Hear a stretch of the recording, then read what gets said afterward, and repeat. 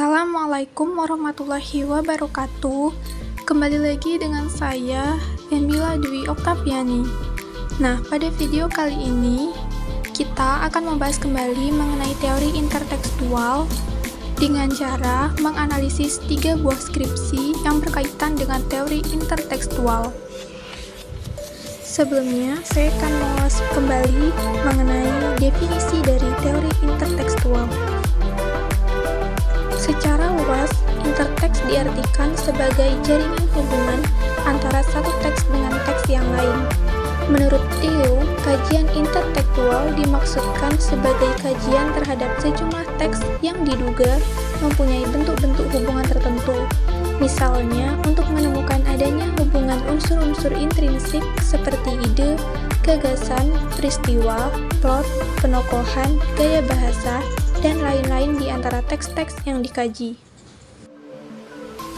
Prinsip intertekstual yang penting adalah prinsip pemahaman dan pemberian makna teks sendiri, tidak mempersoalkan saluran atau turunan, melainkan setiap teks itu merupakan peresapan, penyerapan, dan transformasi teks lain.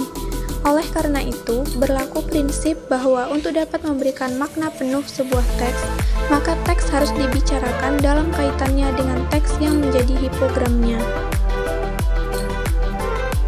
Nah, baiklah, langsung saja saya akan menganalisis 3 skripsi yang berkaitan dengan teori intertekstual. Skripsi yang pertama yang berjudul Kajian Intertekstual dalam Novel Aku Rapuh Dalam Kasihmu karya Windy Cizty dan Tinta Cinta Siti Hawa karya Della Firayaman. Skripsi ini ditulis oleh Suryani.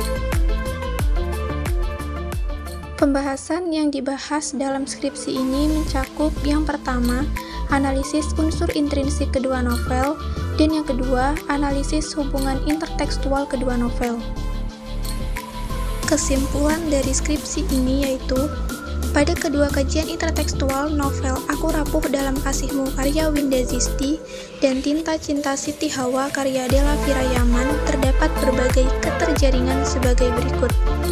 Yang pertama, hubungan intertekstual antara kedua tema sebagai jalinan yang sama tentang percintaan pada tokoh utama. Ada yang mempertahankan cinta, tetapi ada juga yang mempertahankan cinta dan mempertahankan agamanya. Yang kedua, hubungan intertekstual tokoh utama kedua novel. Pada pembacaan penokohan kedua novel interteks Aku Rapuh Dalam Kasihmu karya Windy Cizty dan Tinta Cinta Siti Hawa karya Della Firayaman memiliki sebuah kesamaan tokoh, Zika dan Siti Hawa. Yang ketiga, hubungan intertekstual bahwa novel Aku Rapuh Dalam Kasihmu karya Windy Cizty dan Tinta Cinta Siti Hawa karya Della Firayaman memiliki sebuah kesamaan, di mana pengarang menggambarkan sebuah percintaan di masa sekolah. Lanjut ke skripsi kedua yang berjudul Hubungan Intertekstualitas Puisi La Ronde karya Arya Sitor Situmorang dan Puisi Gadis Malam di Tembok Kota karya Djoko Pinurbo. Skripsi ini ditulis oleh Krisanita Purbadiana. Pembahasan yang dibahas dalam skripsi ini mencakup yang pertama, signifikasi puisi La Ronde karya Sitor Situmorang dan Puisi Gadis Malam di Tembok Kota karya Djoko Pinurbo. Yang kedua, membahas hubungan intertekstualitas puisi La Ronde karya Sitor Situmorang dan Puisi Gadis Malam di Tembok Kota karya Djoko Pinurbo. Kesimpulan dari skripsi tersebut yaitu, yang pertama, setelah penulis melakukan signifikasi menurut Michael Ripater terhadap puisi La Ronde dan Puisi Gadis Malam di Tembok Kota yang berupa pembacaan heuristik, hermeneutik, penentuan model, matriks, serta makna puisi, penulis menyimpulkan bahwa kedua puisi tersebut mempunyai persamaan dalam penentuan model puisinya. Model kedua puisi tersebut adalah seksualitas dan wanita. Yang kedua, berdasarkan kesamaan model puisi tersebut, maka penulis menganalisis hubungan intertekstualitas puisi La Ronde dan Puisi Gadis Malam di Tembok Kota. Hubungan intertekstualitas kedua puisi tersebut meliputi hubungan struktur formal, hubungan model, hubungan matriks, hubungan makna, dan kajian hipogram. Yang ketiga, kajian hipogram yang penulis analisis dan simpulkan adalah puisi La Ronde merupakan hipogram potensial dari puisi Gadis Malam di Tembok Kota. Hal itu antara lain dilihat dari waktu penulisan kedua puisi tersebut. Jika dilihat tahun penulisan puisi La Ronde ditulis tahun 1955 dan puisi Gadis Malam di Tembok Kota ditulis pada tahun 1996.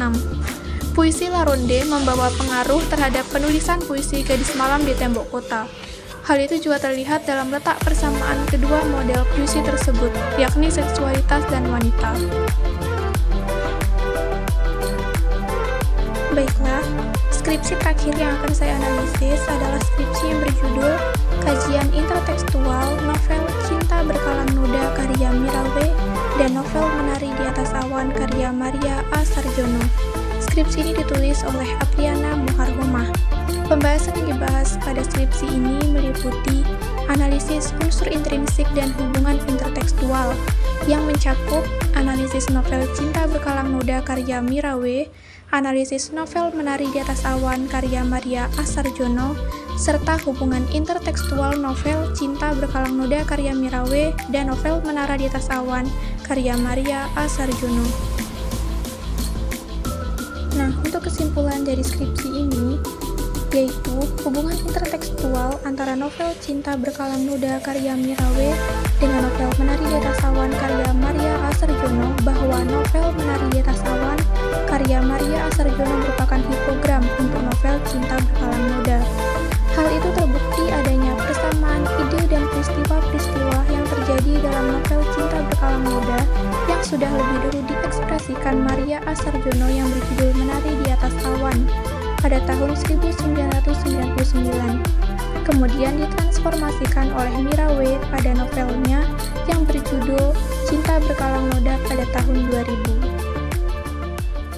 Baiklah, itu tadi 3 skripsi yang saya analisis yang berkaitan dengan teori intertekstual.